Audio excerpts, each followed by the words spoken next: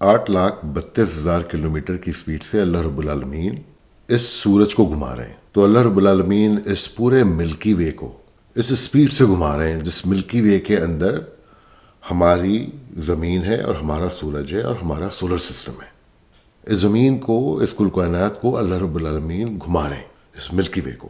اس ملکی وے کے ایک جگہ پہ بلیک ہول ہے، اور بلیک ہول اتنا بڑا ہے کہ اس کے سائز کئی سورجوں جتنا ہے. اور اس بلیک ہول کے اندر جا کر کے انسان کا علم ختم ہو جاتا ہے. وہاں تک پہنچ چکا ہے انسان، جس انسان نے ابراہیم علیہ السلام سے شروع کیا تھا، ایک تارے سے، ایک چاند سے اور ایک سورج سے. 7ویں پارے کے اندر اللہ رب العالمین اتنے خوبصورتی سے بیان کرتے ہیں ابراہیم علیہ السلام کا قصہ کہ ان 3 چیزوں کو دیکھ کر کے اللہ رب العالمین کی ان نعمتوں کو دیکھ کر کے، اس شان کو دیکھ کر کے اس شخص کو اللہ رب العالمین کی ذات کا اندازہ ہو گیا تھا کہ وہ ذات ہے کہ جو آپ کی امیجنیشن سے بیونڈ ہے. آپ سوچ بھی نہیں سکتے کہ وہ کتنی بڑی ذات ہے. تو اس ذات کو آپ کس طریقے سے اپنا لائف سٹائل گزار رہے ہیں کوئی فرق نہیں پڑتا. اس ذات کو کوئی فرق نہیں پڑتا. پر اس ذات کو کس چیز سے فرق پڑتا ہے؟ اس ذات کو اپنی وحدانیت سے فرق پڑتا ہے. اس ذات کو اپنی عبادتوں سے فرق پڑتا ہے. وہ چاہتا ہے کہ ہم اس کی عبادت کریں اور اس کے ساتھ کسی کو شرک نہ ٹھہرائیں. جب اللہ رب العالمین اپنی قرآن کی پہلی آیتیں اتارتے ہیں، اور پہلی آیتیں اتارتے ہیں رسول اللہ صلی اللہ علیہ وسلم کے اوپر، تو اللہ رب العالمین فرماتے ہیں اقرأ باسم ربک الذی خلق، کہتے ہیں کہ پڑھو، ریسائٹ کرو، اس کو پڑھو. اور جب اللہ رب العالمین قرآن شروع کرتے ہیں تو قرآن شروع کرتے ہیں اپنی سورہ فاتحہ سے، اور سورہ فاتحہ کو اللہ رب العالمین کہتے ہیں کہ یہ اپرچونٹی ہے. تو جب اللہ رب العالمین رسول اللہ صلی اللہ علیہ وسلم کو کہتے ہیں اقرأ باسم ربک الذی خلق کہ پڑھو رسول اللہ کو، تو جب رسول اللہ قرآن کھول کر کے پہلا قرآن کا پارہ پڑھتے ہیں تو اس وقت اللہ رب العالمین رسول اللہ کو حکم دے رہے ہوتے ہیں کہ پڑھو الحمدللہ رب العالمین، کہ میرے سوا کسی کی تعریف نہیں ہے، میرے سوا کسی کی تعریف نہیں ہے، چاہے وہ کوئی بھی ہو، چاہے وہ پیغمبر ہو، چاہے اس کی کتاب کے آگے کوئی اور کتاب ہو، کسی کی ویلیو نہیں ہے اس رب کے آگے، اس رب کی اس کتاب کے آگے کسی اور چیز کی کوئی ویلیو نہیں ہے. تو ہمیں اپنے آپ کو یہ سمجھانا ہے کہ اللہ رب العالمین نے جو قرآن رسول اللہ صلی اللہ علیہ وسلم کے دل پر اتارا ہے، وہ اس لیے اتارا ہے کہ وہ اس قرآن کو لے کر کے نکلیں آگے اپنی امت میں اور ان کو یہ قرآن پاس کریں کہ اس قرآن کو پڑھو کہ اس قرآن میں اللہ کہہ کیا رہا ہے تم سے. اللہ رب العالمین اپنے لیے کہتے ہیں میں حکم ہوں اور میں عدل ہوں، میں سچائی کے ساتھ کام لیتا ہوں. اللہ رب العالمین کے ذات کے سے زیادہ انصاف کرنے والا کوئی ذات ہے ہی نہیں نعوذ باللہ اس دنیا کے اندر. تو وہ انصاف سے کام لیتے ہیں کہ جو تم حرکتیں اپنی اس دنیا میں کرو گے اسی کا بدلہ میں تمہیں دوں گا. سمپل رول ہے، جیسا کرو گے ویسا بھرو گے اس دنیا کے اندر. اور اپنی تعریف کے آگے تو وہ کسی کی تعریف کو برداشت کرتا ہی نہیں ہے رب العالمین. نعوذ باللہ کہ اس کے آگے کسی اور کی تعریف ہو. جس نے ہمیں بنایا ہے، ہمیں مسلمان پیدا کیا اور ہمیں اس جگہ پہ لے کر کے آیا ہے رب، کہ ہم اپنے آپ کو مسلمان کہتے ہیں. تو ہمارا کیا کمٹمنٹ ہے اپنے رب کے ساتھ؟ کیا کمٹمنٹ ہے اپنے رب کے ساتھ جو رب اپنی کتاب میں ہمیں اپنے سارے احکامات دیتا ہے اور وہ فرض احکامات دیتا ہے. تو یہ کتاب پھر فرض ہو گئی نا ہمارے اوپر کہ ہم اس کو پڑھیں. جس کتاب سے ہمیں ہماری سچائی کی چیزیں فرائض ہمیں مل رہے ہیں تو اس کو پڑھنا بھی ہمارا فرض ہے نا اللہ کا بندہ ہونے کے ناطے، کہ ہم اس کو پڑھیں جس طرح اس کو پڑھنے کا حق ہے. جس طرح اس کو پڑھنے کا حق ہے کہ آپ کھولیں اس کو، سورہ فاتحہ سے سٹارٹ کریں آپ اور پڑھیں کہ الحمدللہ رب العالمین، کہ اس رب کے سوا اور کسی کی تعریف نہیں ہے. رحمان ہے اور رحیم ہے، جو بہت محبت کرنے والا ہے اور معاف کرنے والا ہے. مالک یوم الدین، اور آخرت کا مالک ہے. ایاک نعبد و ایاک نستعین، تیری ہی عبادت کرتے ہیں اور صرف تجھی سے مدد مانگتے ہیں. یہ رب العالمین رسول اللہ صلی اللہ علیہ وسلم کو پڑھا رہے ہیں پہلی آیت کہ تجھی سے مدد مانگتے ہیں اور تیری ہی بات کرتے ہیں۔ اہدنا الصراط المستقیم، ہمیں رستہ دکھا ان لوگوں کا جن لوگوں پر آپ کا انعام ہوا۔ کن کا انعام ہوا؟ آپ کا انعام ہوا۔ وہ کون لوگ ہیں؟ وہ آدم علیہ السلام ہیں، وہ ان کی پوری پیڑھی ہے رسول اللہ صلی اللہ علیہ وسلم تک۔ یہ وہ لوگ ہیں جن کا ذکر اللہ رب العالمین قرآن میں بار بار بتاتے ہیں۔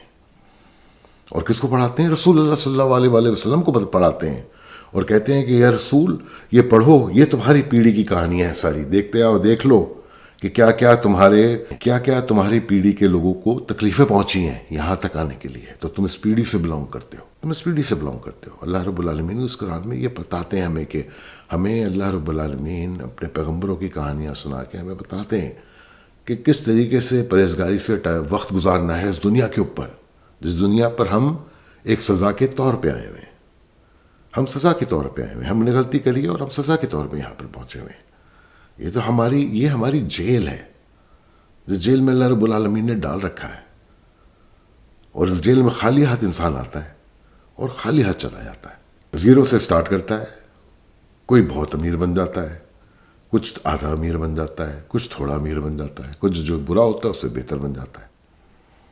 وہ غفور الرحیم ہے، وہ مالک ہے اس پورے کل کائنات کا، اس کے آگے کسی کا نام نہیں ہے۔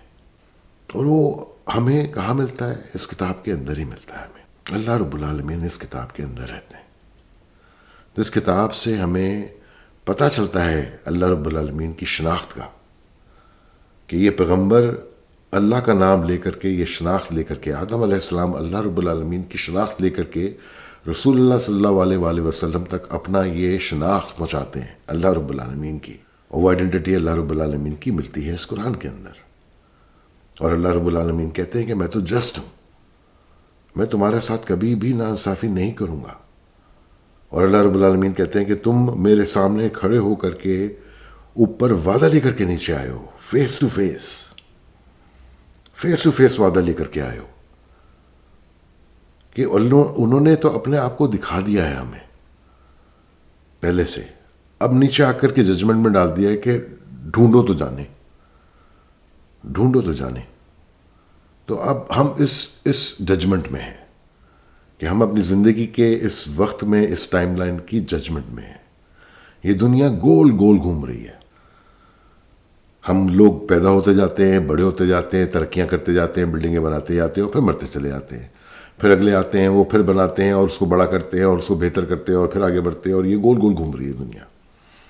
پر ہم ابھی اس مومنٹ کے اندر ہیں، ہمیں اللہ تعالیٰ نے اس جگہ کے اندر ڈالا ہوا ہے، اس ٹائم میں ہمیں ڈالا ہوا ہے اللہ رب العالمین نے۔ اور ہماری جو ججمنٹ ہے وہ یہی ہے کہ ہم نے اپنے رب کو اسی طریقے سے ڈھونڈنا ہے جس طریقے سے ہمارے باپ ابراہیم علیہ السلام نے اپنے رب کو ڈھونڈا تھا، کہ اللہ رب العالمین جو ہے اس کتاب کے اندر بستے ہیں، اس کتاب کے اندر رہتے ہیں۔ اللہ تعالیٰ قرآن میں فرماتے ہیں کہ جب دو لوگوں کی گفتگو ہوتی ہے تو میں تیسرا ہوتا ہوں۔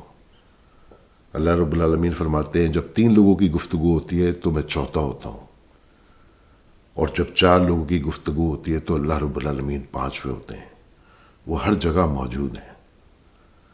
اللہ رب العالمین کی ہر چیز اس کا کل کائنات کے اندر، کہ لقمان علیہ السلام سورہ لقمان میں کہتے ہیں اپنے بیٹے کو کہ کوئی ذرہ برابر بھی کوئی عمل تمہارا اگر وہ کسی پتھر کے اندر بھی چھپا ہو تو وہ رب اس کو جانتا ہے۔ اس کا علم اتنا وسیع ہے، وہ اللہ رب العالمین ہے، وہ ہر چیز کو جانتا ہے۔ پر وہ ہم سے چاہتا کیا ہے؟ وہ ہم سے صرف یہ چاہتا ہے کہ ہم اپنی زبانیں بند رکھیں اور اللہ رب العالمین کی عبادت کریں، اس کی نماز پڑھیں خلوص کے ساتھ۔ ہم فجر کے وقت اٹھیں، اس کا قرآن اٹھائیں جو اس نے ہمیں حکم دیا ہے۔ اللہ رب العالمین قرآن میں فرماتے ہیں کہ فجر کا وقت بہترین وقت ہے، اس وقت میں فرشتے اترتے ہیں، اس وقت میں اللہ رب العالمین کہتے ہیں کہ میں تمہارے سامنے کھڑا ہوتا ہوں۔ اس سے بڑی ایک انسان کے لیے کیا اپرچونٹی ہو سکتی ہے؟ اور پھر اللہ رب العالمین کہتے ہیں کہ تھوڑا تھوڑا روزانہ پڑھو فجر کے اوپر قرآن کو، روزانہ پڑھو اور اس قرآن کو پڑھو جس طریقے سے اس قرآن کو پڑھنے کا حق ہے۔ اس کی آیتوں کو سمجھو اللہ رب العالمین کیا فرما رہے ہیں اپنے قرآن میں، اور اللہ رب العالمین کی ذات کی ایگزسٹنس ہمیں اس قرآن میں سے ملتی ہے، پر ہمیں اپنی انسٹنکٹ کو باہر نکال کر کے اپنے رب کو ڈھونڈنا ہے، بغیر کسی سپورٹ کے، بغیر کسی ایسی چیز کے جو ہمیں قرآن کو پڑھتے ہوئے کسی اور ڈائریکشن میں لے جا رہی ہوتی ہے۔ قرآن کو پڑھنے کے لیے آپ صرف قرآن کو پہلے پارے سے آپ شروع کرتے ہیں، اور پہلے ہی پاروں کے اندر ہی اللہ رب العالمین اپنی قرآن کو ڈیفائن کر دیتے ہیں۔ اسی آیت کے اندر اللہ رب العالمین اپنی شان کو بیان کر دیتے ہیں۔ جب آپ سورہ بقرہ پہ آتے ہیں تو سبحان اللہ، کیا شان ہے اس رب کی، جس رب نے ہم لوگوں کو بنایا ہے اپنی عبادت کے لیے، جس نے کہا ہے کہ میں نے جنات کو اور انسان کو صرف اور صرف اپنی عبادت کے لیے بنایا ہے۔ تو ہمیں صرف اس رب کی عبادت کرنی ہے اور اس کے اوپر بھروسہ رکھنا ہے، اور اپنی زندگی کو آگے لے کر کے چلنا ہے، اور اس قرآن کو پڑھنا ہے جس طریقے سے اس قرآن کو پڑھنے کا حق ہے۔